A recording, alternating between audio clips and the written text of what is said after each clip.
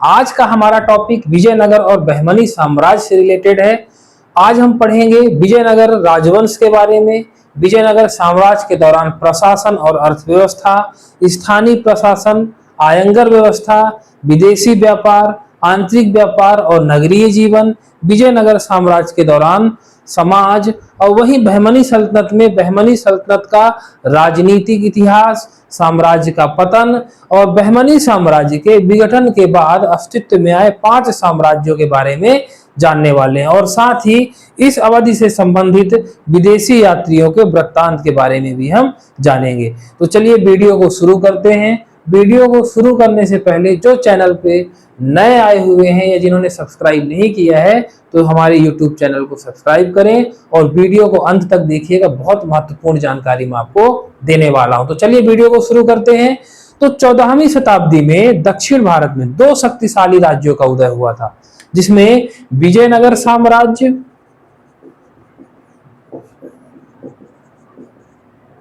और बहमनी सल्तनत। विजयनगर साम्राज्य और बहमनी सल्तनत थे। विजयनगर के शासकों और बहमनी सुल्तानों के हितों के मध्य 3 अलग अलग और विशिष्ट क्षेत्रों में संघर्ष हुआ, जो कृष्ण और तुंगभद्रा नदियों के मध्य की भूमि, मराठावाड़ क्षेत्र और कृष्णा गोदावरी के डेल्टा क्षेत्र थे। तुंगभद्रा दोआब कृष्ण और तुंगभद्रा नदियों के मध्य का 30,000 वर्ग मील का क्षेत्र शामिल था। इसकी संपत्ति और आर्थिक संसाधनों के कारण यह पहले के काल में पश्चिमी चालुक्यों और चोलों के मध्य युद्ध हुआ और बाद में यादवों और होयसलों के मध्य संघर्ष का कारण रहा था। कृष्णा गोदावरी घाटी में अनेक बंदरगाह थे, जहां से इस क्षेत्र का समुद्री व्यापार होता था। तुंगभद्रा दोआब कृष्णा और तुंगभद्रा नदी के बीच का क्षेत्र था। अपनी आर्थिक संपदाओं के कारण यह क्षेत्र पूर्व काल में संघर्ष का क्षेत्र बना रहा। मराठावाड़ क्षेत्र का संघर्ष हमेशा कोंकण क्षेत्र और उससे जुड़ने वाले रास्तों पर अधिकार को लेकर के होता था। कोंकण पश्चिमी घाट और समुद्र के बीच की पतली भूपट्टी थी। यह बहुत ही उपजाऊ क्षेत्र था और प्रदेश में बनने वाली वस्तुओं के निर्यात और इराकी तथा ईरानी घोड़ों के आयात के लिए एक महत्वपूर्ण बंदरगाह गोवा भी इसी में था। जैसा कि हम लोग पहले भी बात कर चुके हैं कि अच्छी नस्ल के घोड़े भारत में नहीं मिलते थे, वो ईरान और इराक से लाए जाते थे और दक्षिण राज्यों के लिए गोवा के रास्ते से अश्व का आयात महत्वपूर्ण था। गोवा के रास्ते से घोड़ों को भारत में लाया जाता था। दोनों राज्यों के बीच लड़ाई नियंत्रक नहीं थी, निर्णायक नहीं हुई। दोनों के बीच यह युद्ध हमेशा चलता रहा और वही यथास्थिति बनी रही। कभी बहमनियों को लाभ होता था तो कभी विजयनगर को लाभ होता था। तो अब हम बात करेंगे सबसे पहला राजवंश विजयनगर राजवंश की, विजयनगर साम्राज्य की। तो विजयनगर या विजय का शहर, एक शहर और एक साम्राज्य दोनों के लिए प्रयुक्त था। तो विजयनगर को विजय का शहर भी कहा जाता है। ठीक है। साम्राज्य की स्थापना 1336 ईस्वी में, इसकी स्थापना हुई थी 1336 ईस्वी में 2 भाई हरिहर और बुक्का ने की थी। तो 1336 ईस्वी में हरिहर और बुक्का ने विजयनगर साम्राज्य की स्थापना की। एक पौराणिक कथा के अनुसार इन्हें वारंगल के काकती लोगों का सामंत भी कहा जाता है। इनके साम्राज्य की विस्तार की अगर हम बात करें तो इसमें तमिल क्षेत्र के साथ साथ चेर, जिसे हम वर्तमान में केरल के नाम से जानते हैं, तो तमिल क्षेत्र के साथ साथ चेर सहित रामेश्वरम तक का पूरा दक्षिण भारत इनके साम्राज्य में शामिल था। एक क्वेश्चन और बनता है कि विजयनगर साम्राज्य की जो राजधानी थी हम्पी, तो हम्पी के खंडहरों की जो खोज की थी किसने की थी? विजयनगर की राजधानी क्या थी? हम्पी। और हम्पी को सबसे पहले किसने खोजा था? तो 1800 ईस्वी में, याद रखिएगा 1800 ईस्वी में कर्नल मैकेंजी,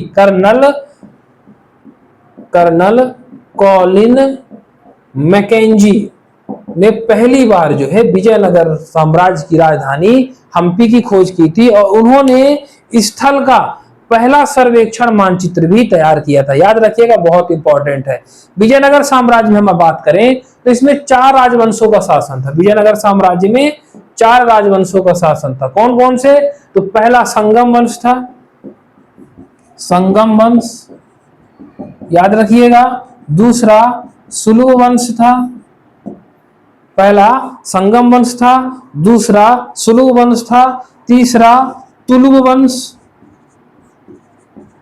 और चौथा अराविदु वंश, अराविदु वंश। तो विजयनगर साम्राज्य में 4 राजवंश को शासन हुआ, संगम, सुलुभ, तुलुभ और अराविदु।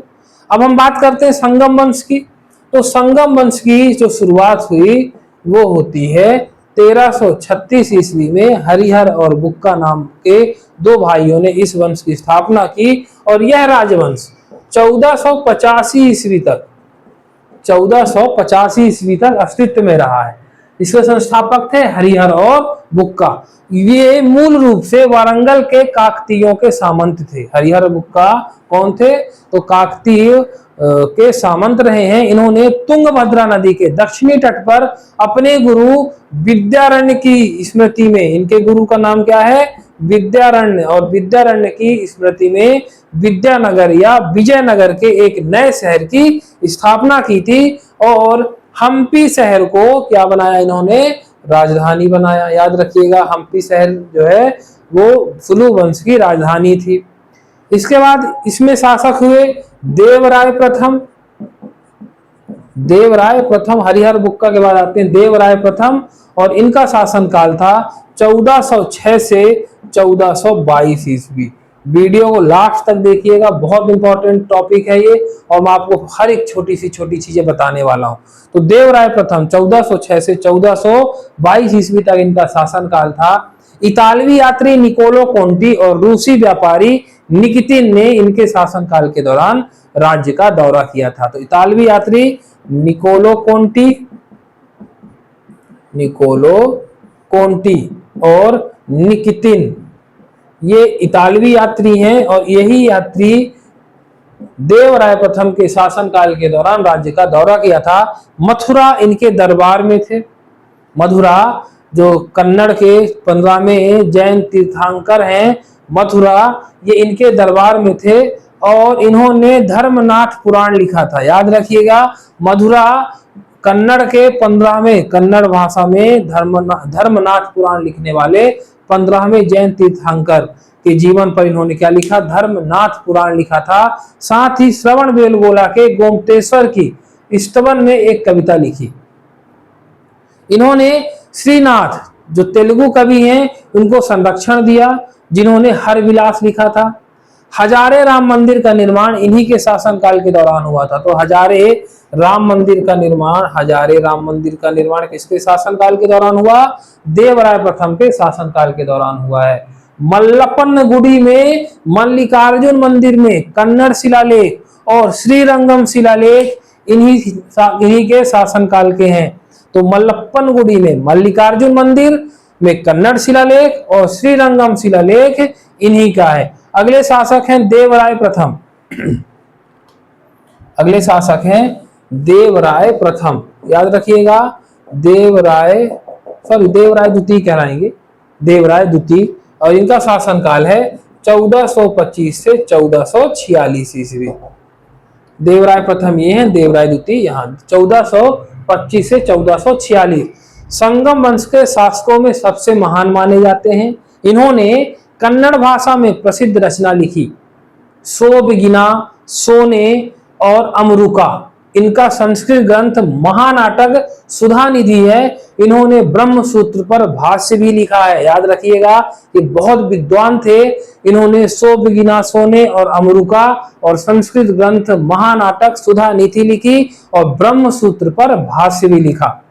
मध्ययुगीन काल के कुछ प्रसिद्ध कन्नड़ कवियों जैसे चामासा और कुमार व्यास ने इनका संरक्षण प्राप्त किया। तो इनके संरक्षण में चामासा और कुमार व्यास जैसे कन्नड़ कवि भी रहे हैं। संस्कृत कवि गुंडा दिमदिमा, एक तेलुगु कवि कविसार भौमा श्रीनाथ हरविलासम के लेखक भी इनके दरबार में उपस्थित थे। प्रसिद्ध दक्षिण भारतीय गणितज्ञ परमेश्वर इनके दरबार में रहते थे। ठीक है, फिर बात करें हम फारसी इतिहासकार अब्दुल रज्जाक के दौरे के अनुसार देवराय द्वितीय का साम्राज्य सिलोन से गुलबर्ग और उड़ीसा से मालाबार तक फैला हुआ था। निकोलो कोंटी के अनुसार राजा ने सिलोन, किलोन, पेगु और पुलिकट पर टैक्स लगाया था, कर लगाया था।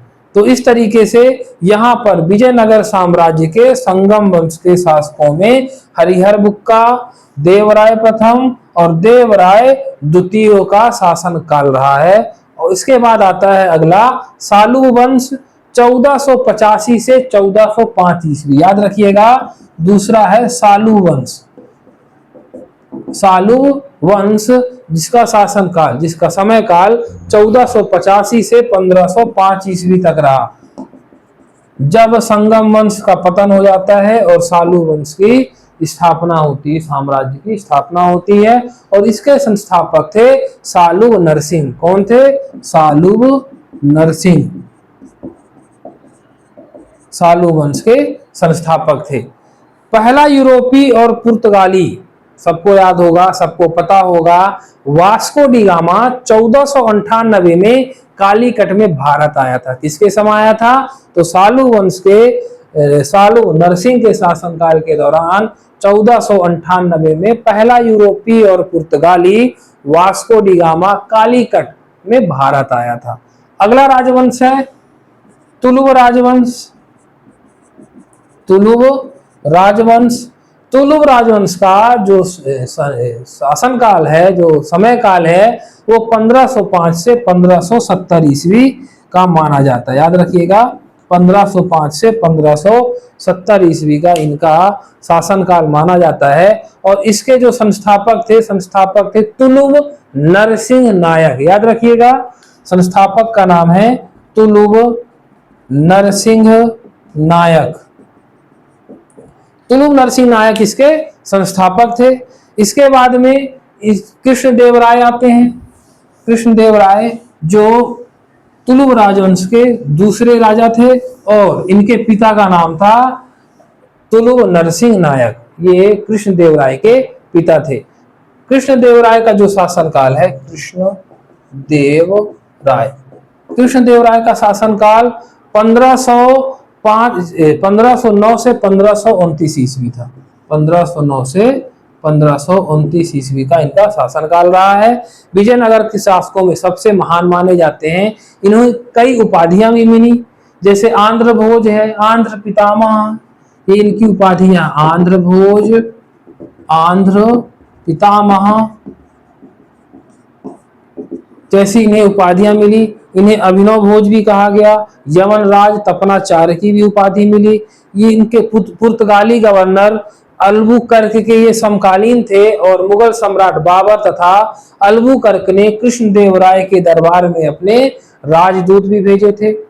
पुर्तगाली यात्री डोमिंगो पाएस और बारबोसा इनके शासनकाल के दौरान भारत में आए थे। जब हम पढ़ेंगे विदेशी यात्रियों में तो डोमिंगो पाएस ने जो इनके साम्राज्य के बारे में वर्णन किया है उसको मैं बाद में बताऊंगा।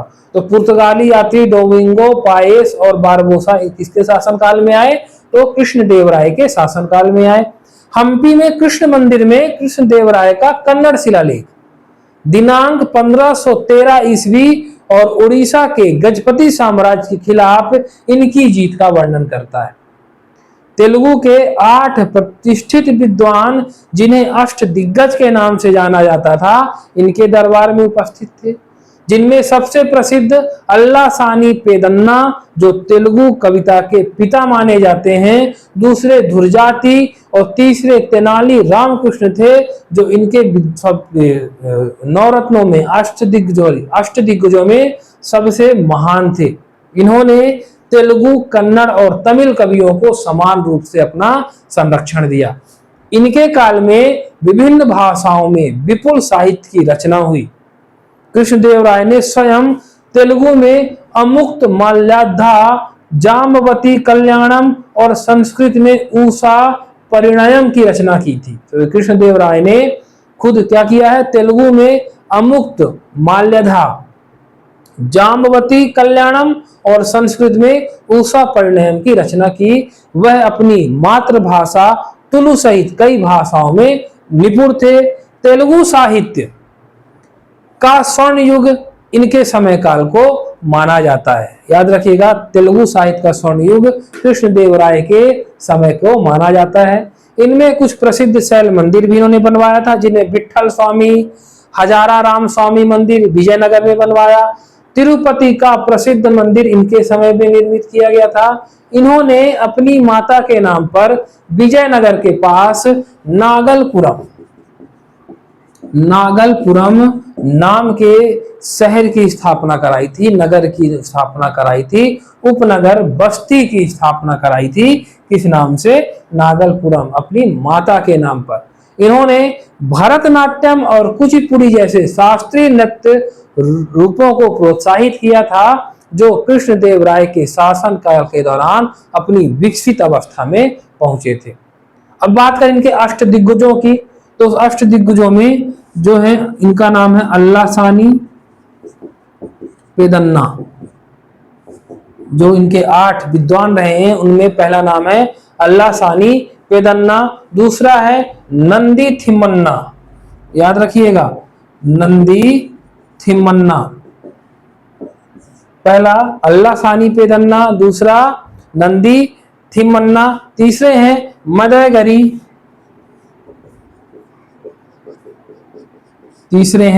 मदयगरी, जिन्हें मदयगरी मल्लन्ना के भी नाम से जाना जाता है। अगले हैं धुरजती,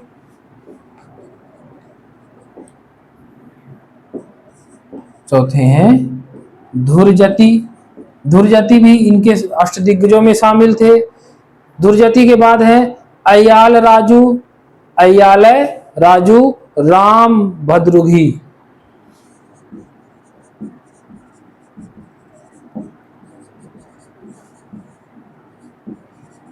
अयाल राजू राम भद्रुगी, तो ये 5वें अयाल राजू राम भद्रुगी, ये भी किसके?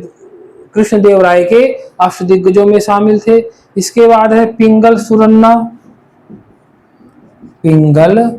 सुरन्ना, साथ में है तेनाली रामकृष्णा और राम राजा भूषणलू। 8वें है राम राजा भूषणलू। ये अष्टदिग्गज रहे हैं कृष्णदेवराय के। तो पहला है अल्लासानी पेदन्ना, दूसरा नंदी थिम्मन्ना, मदयगिरी मल्लन्ना, धुरजती, अयाल राजू, राम भद्रुगी, पिंगल सुलन्ना, राम राजा भूषणदू और तेनाली रामकृष्णा, ये अष्टदिग्गज थे इनके दरबार में। अगले शासक है कृष्णदेवराय के बाद अच्युत देवराय। याद रखिएगा, अच्युत देवराय कृष्णदेवराय के बाद किस राजवंश के? तो तुलु राजवंश के शासक रहे हैं। और इनकी बात करें इनके शासन काल की, तो 1529 से 1542 ईस्वी तक इनका शासनकाल रहा। 1529 से 1542 तक इनके शासनकाल में एक पुर्तगाली घोड़ा व्यापारी फर्नोवा नुनीज भारत आया था। इन्होंने कन्नड़ की चतुर विठलनाथ महान गायक और संगीतकार पुरंदर दास, जिन्हें कर्नाटक संगीत का पिता कहा जाता है, और संस्कृत विद्वान राजनाथ दिंडीमा को संरक्षण दिया था। तिरुवेंगलनाथ मंदिर, अच्युत राय मंदिर जिसे कहा जाता है, इसका निर्माण इन्होंने विजयनगर में करवाया था। अगले हैं सदाशिव राय अगले शासक हैं तुलु राजवंश के, और इनका शासनकाल 1542 से 1570 ईस्वी माना जाता है। और ये इस राजवंश के अंतिम शासक भी रहे हैं। तुलु वंश के अंतिम शासक कौन थे? सदाशिव राय रहे हैं। वे अपने मंत्री आलिया राम राय के हाथों की कठपुतली था जो वास्तविक शासक था। कौन उसका मंत्री? आलिया राम राय। 1565 में बन्नी हट्टी, जिसे राक्षस टांगड़ी में टालीकोट की लड़ाई हुई, दक्कन राज्य बीजापुर, अहमदनगर, गोलकुंडा और बीदर को छोड़कर बरार ने एक संघ बनाया और विजयनगर की सेना को हरा दिया। तलाईकोटा के युद्ध के बाद सीजर फ्रेडरिक ने विजयनगर का दौरा किया था। इसके बाद है चौथा राजवंश विजयनगर साम्राज्य का, जिसे अराबिदु के नाम से जाना जाता है, ये अराबिदु राजवंश। तो हम बात करेंगे अराबिदु राजवंश की।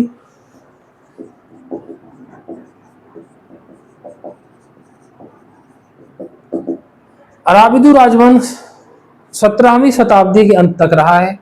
अराबिदु राजवंश के तहत विजयनगर साम्राज्य का अस्तित्व बना रहा। इसने पेनुकोंडा और बाद में चंद्रगिरी तिरुपति के पास से लगभग एक और शताब्दी तक शासन किया। थिरुमाला, श्रीरंगा और वेंकटद्युति इस वंश के महत्वपूर्ण शासक थे। विजयनगर साम्राज्य का अंतिम शासक श्रीरंग तृतीय था, श्रीरंग तृतीय, और इसके बाद विजयनगर साम्राज्य की समाप्ति हो जाती। वीडियो अगर पसंद आई हो तो वीडियो को लाइक करें, सब्सक्राइब करें और शेयर कर दें ताकि ये जानकारी बहुत सारे लोगों तक पहुंच सके। धन्यवाद।